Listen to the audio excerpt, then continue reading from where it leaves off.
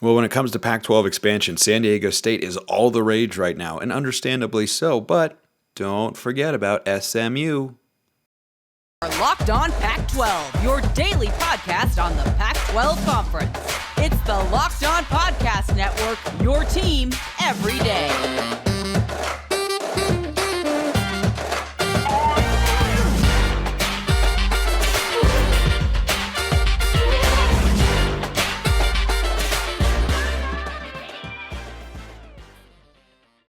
Welcome, everybody, to another episode of Locked On Pac-12. I'm your host, Spencer McLaughlin. Thank you so much for making this your first listen or your first view of the day. Part of the Locked On Podcast Network, your number one source to stay up to date with our beloved Conference of Champions. If you haven't already, please like, comment, subscribe wherever you listen to or watch this show. We just hit 2,300 on the YouTube channel. Thank you so much. Let's keep climbing. Today's episode is brought to you by FanDuel Sportsbook, official sportsbook of Locked On. Make every moment more. Visit FanDuel.com/LockedOn today to get started. The Pac-12 continues to leave us in the speculative phase because, well, no deal. At least not yet. Like Deal or No Deal. That was a good show. Not like the greatest show of all time, but definitely a solid quality show that I watched when I was a kid. But as of now, it's no deal for the Pac-12. But one team that I think is going to end up getting added to the conference, in addition to San Diego State, who, again, Pac-12, it'd be a good idea to add San Diego State this week while they're in the Final Four. Just saying.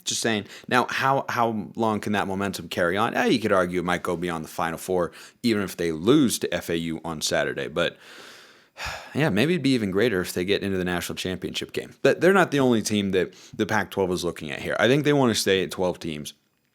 I think SMU is pretty clearly the number 2 option. I've thought that for a while in the show, and I haven't wavered on that particular opinion. But I wanted to talk about them because I saw an interesting thought that is worth examining on the show today. So every time I bring up SMU to the Pac-12, one thing that very logically, might I add, a lot of people go to is, well, SMU doesn't have as big of a fan base. SMU is like the 7th, best or most popular team in Texas right now because you have so many programs in the Lone Star State. You've got Texas, which is going to be in the SEC. You've got Texas A&M in the SEC.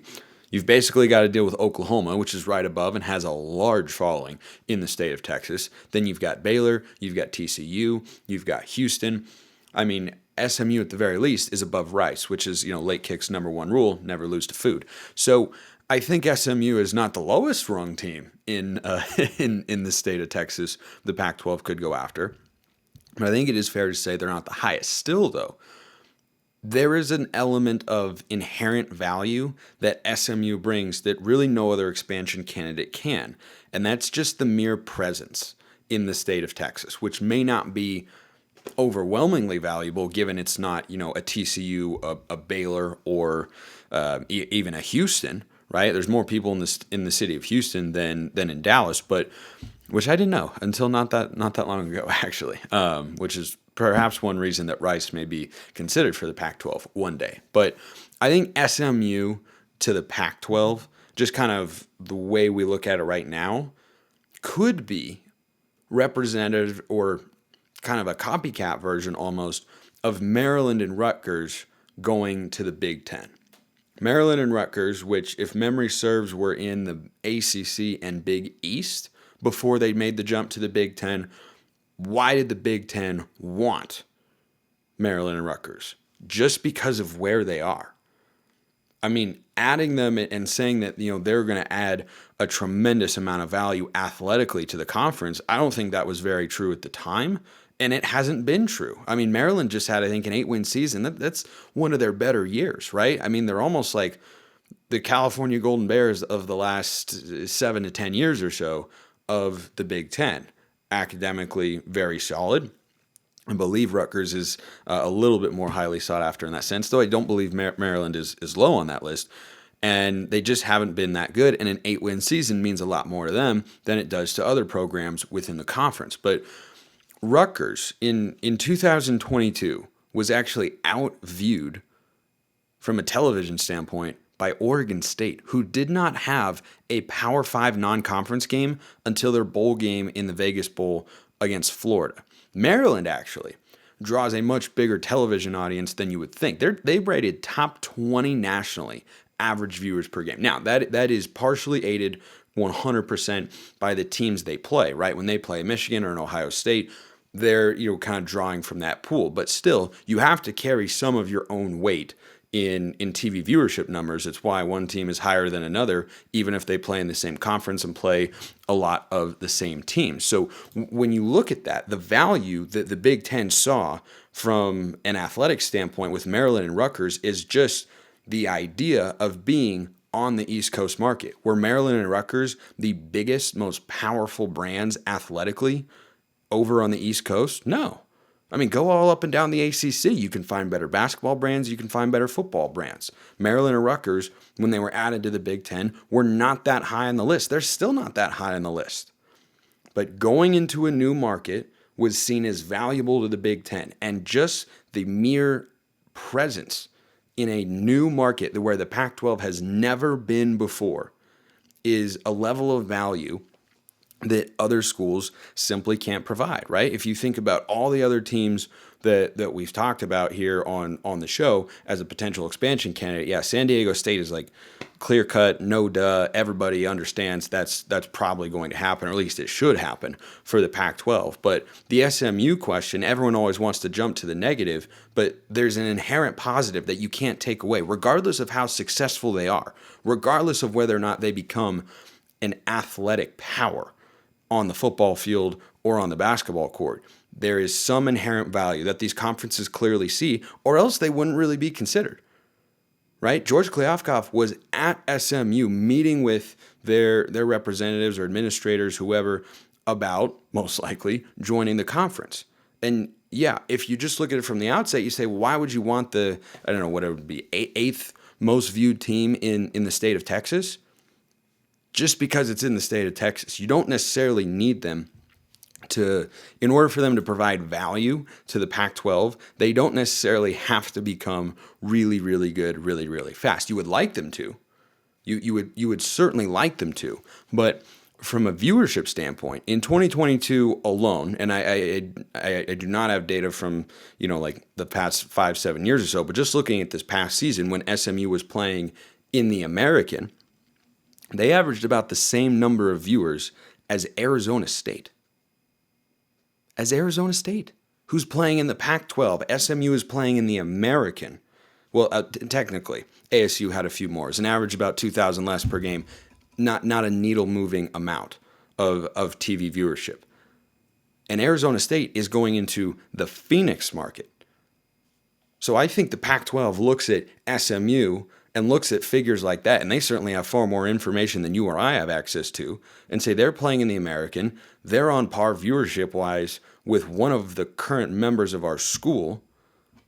That's not going to go down. It can only go up if you join the Pac-12. It might stabilize, but even so, that has to bring some inherent level of value. And I think they look at the Texas market and say that might be what's driving it. There are a lot of people in Texas. They love their football in Texas. And no, SMU is not the hottest commodity in the state right now, but that doesn't mean it couldn't be one day. And I think that's why the allure is very real. And there are other elements that make SMU really enticing for the Pac-12, almost as enticing as FanDuel is for anybody. Because if you are a new customer, you can get a no-sweat first bet up to $1,000 at America's #1 sportsbook. That's $1,000 back in bonus bets if your first bet doesn't win. Just go to FanDuel.com/lockedon and sign up today to claim your no-sweat first bet. You can wager on everything from the money line to point spreads to which team will be cutting down the net with the Final Four this Saturday. Don't miss your chance at a no-sweat first bet up to $1,000 when you join FanDuel today. Just go to FanDuel.com/lockedon to sign up. Make every moment more with FanDuel.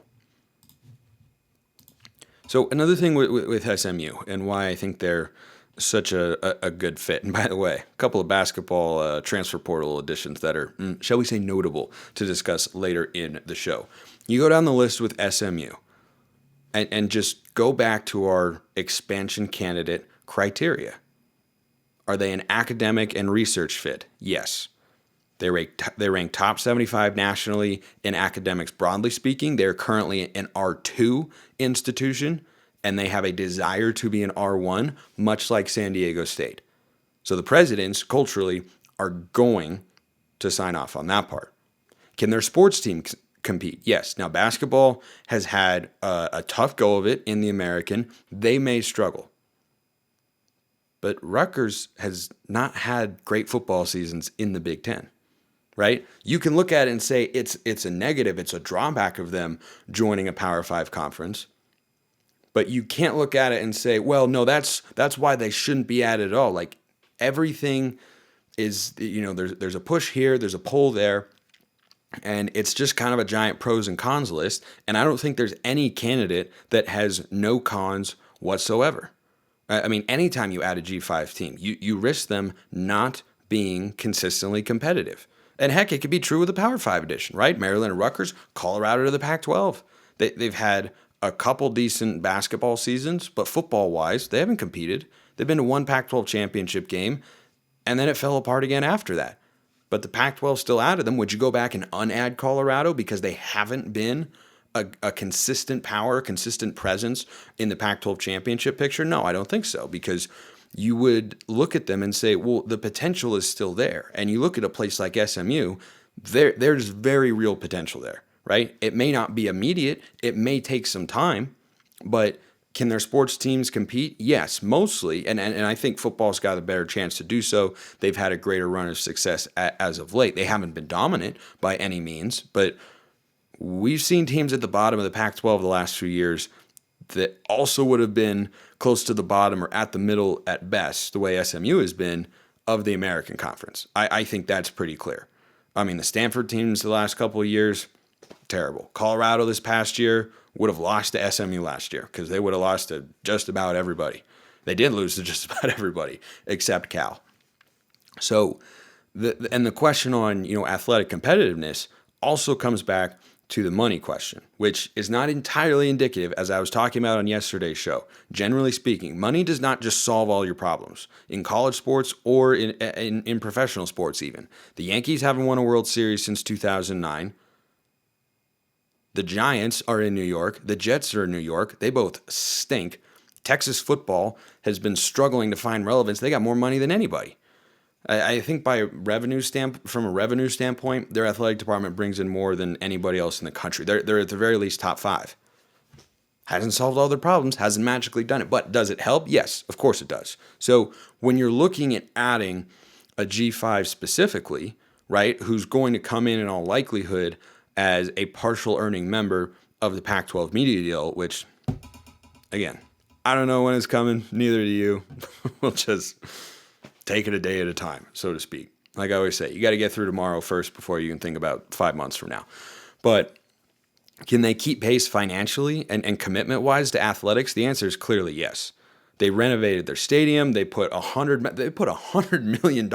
If SMU, and that was into a practice facility or facilities upgrade, and if SMU got added to the Pac-12 today, when you're talking about as a university, whether you're talking endowments or boosters or athletic department money, they would not be at the bottom. In fact, they would be closer to the top of the pool of money that they'd be pulling from compared to current Pac-12 schools. That is unquestionably true. They've got a lot of really wealthy alumni in the area who care about sports and would like to see SMU get back to what they were in the 80s before they got the death penalty and, were competing at a national level. So that box, check. SMU, yes, on the money thing. Now, here's the interesting question, and there were a couple interesting quotes that I saw that I'm about to share from somebody who knows a thing or two about this particular business. And another consideration for any expansion candidate is, do they provide media value? And this is going back to the Maryland and Rutgers comparison. They're on the East Coast. Just by, I think, the appeal of expanding the geographical reach of the conference outweighed the potential athletic struggles of Maryland and Rutgers, at least in the football sense. And the Big Ten added those schools. They seem to be doing just fine. They're A-okay financially. So I think that tie is very, very real for the Pac-12. And plus, it's Texas. How do you not want to have as big a presence in Texas as possible? So, but on the question of whether or not they provide media value, Patrick Crakes, like cakes with an R after the C. He's a former vice president of programming, research, content, and strategy for Fox Sports. Worked in their college football department for a long time, is not there anymore, still understands the situation quite well. And he went on with John Wilner, and they talked about what it takes to be an accretive is the way you pronounce it, I believe. I looked that up before I came on the show, and then I botched it anyway. Whether or not you can be an accretive school from a media rights standpoint. He said, quote, "This is not me. This is not random YouTube comment or some bizarre show. This is former VP of programming for Fox Sports. Quote, SMU would probably generate a case for some kind of increase in retransmission fees in Texas, but how much?" So essentially what he's talking about there are people who pay for cable, the fees that get paid by people who have cable television change in value depending on where they are coming from, is the way that I understood him to be explaining it, and that being in Texas, a very highly coveted and valuable media market, could increase the value of the deal beyond what a regular G5 edition would have. But how much? I think that's what George Kliavkoff and his people in the media companies and network executives are talking about right now. And he also added, quote, "Adding SMU is as fine of an idea as any that I've heard." And I tend to agree, for all the reasons that I've laid out. Now, one thing that people have brought up that I actually didn't know until recently when I was doing some research, contrary to prior belief for some of you, I do in fact prep for these sorts of segments and shows. I'm not totally winging it, but one thing that people have brought up is like, well, how would the Pac-12, why are they okay adding SMU and not BYU? Because they have concerns with BYU and the religious affiliation, and it doesn't feel like a cultural fit. So why are they not willing to add BYU, but they're willing to add Southern Methodist? The reason is they separated from the Methodist Church in 2019, and they are fully independent. So they operate independently of the church, whereas BYU works more in conjunction with the church. So that detail I thought was notable, because I had the same question, like, wow, Southern Methodist University, it feels like if they have religion objections potentially over here, and that makes it a non-cultural fit, why wouldn't they have it over here as well? And the reason is that SMU, that was founded in conjunction with the Methodist Church back in the day, has worked to separate themselves, and they did so successfully. There was a court situation, and they challenged it and all this sort of stuff, and that became official in 2019. So yes, they are called Southern Methodist University because of the past affiliation, but they are not, to this day, they do not have the same ties that they used to with the Methodist Church. And we know that culturally, that's something that Pac-12 presidents clearly care about, or else BYU, I think, would have been a pretty logical addition, but it wasn't. So that's kind of where things stand with SMU. I think it makes a lot of sense. I'd be here for it. I think football would be able to compete pretty quickly, given the money and investment and the transfer portal. I think the transfer portal could help any G5 school compete pretty quickly in the Pac-12 in football, and I think that's true for basketball as well. And speaking of portal and basketball, few names to watch in the Pac-12, in the hoops circle today and going forward. There are 4 names that are most notable. Kel'el Ware of Oregon, TJ Bamba, Washington State, Keon Menafield, Washington, Kerr Kriisa, Arizona. Now, Kriisa is a good shooter, got a little bit of a personality to him, right? Guy who you love when he's on your team, hate when he's on the other team, but definitely a guy that any school who's looking for a guard that can shoot, Kerr Kriisa could be an option there. Keon Menafield had 1 season at Washington, averaged 10 points a game as a freshman. It looked like he wasn't going to transfer, but then it appears that he has put his name in the portal. That was according to the 24/7 dog site that I saw. And Menafield is kind of like a jitterbug. He's a small guy, but he's athletic. He can shoot. He can get going in a hurry. Had a good freshman season. That's a name that people are going to be interested in. TJ Bamba is the most fascinating. I'll close with him, but Kel'el Ware was the number 8 overall prospect in the 2022 recruiting class. He's the second highest commit in Oregon men's basketball history, and he just never really found his groove. His offensive game didn't develop, but his athletic potential's off the charts. And there was talk of him potentially being a one and done to the NBA, but he is actually in the transfer portal instead. TJ Bamba is kind of both, which I'll get to. But Ware is a guy who, if he develops his offensive game, he was just a 27% three-point shooter this year. He was decent on two-point shots. His game around the basket and offensive moves needs a little bit of refinement, but athletic freak, unlike anybody that we've seen in a while, frankly, could be a highly valuable addition for any Pac-12 school. I mean, literally any of them. Has unlimited potential, but does have a ways to go before he reaches that. He wasn't able to find his way into the rotation consistently in Oregon, so he's put his name into the portal and is looking for a new home. But TJ Bamba is the guy that is a bummer for Washington State. And this is, depending on whether or not he goes to the NBA or hits the portal, could be a poster child representation of why the portal sucks for some smaller schools. Because TJ Bamba improved a lot this year, averaged just under 16 points a game, was a huge part of their offense. And Washington State ended the year really well. They won their last 7 games before losing to Oregon in the Pac-12 tournament. Like, by all accounts, they had a solid season, and they were an NIT team a year ago. Like, Kyle Smith is, I think, doing the best he can in what is a pretty tough job up there in Pullman. But overall, Bamba is a guy who provides some very real value. Now, he is putting his name into the NBA draft waters while retaining his college eligibility. So he's going to test the NBA draft, but if he does come back to college, it won't be at Washington State. He would transfer somewhere else, which I haven't seen before. Not sure how that's going to play out, but if you watch Pac-12 basketball this year, TJ Bamba was pretty darn awesome and could be, again, a fit on any team. I mean, Arizona would take him. Oregon would take him. UCLA could even take him.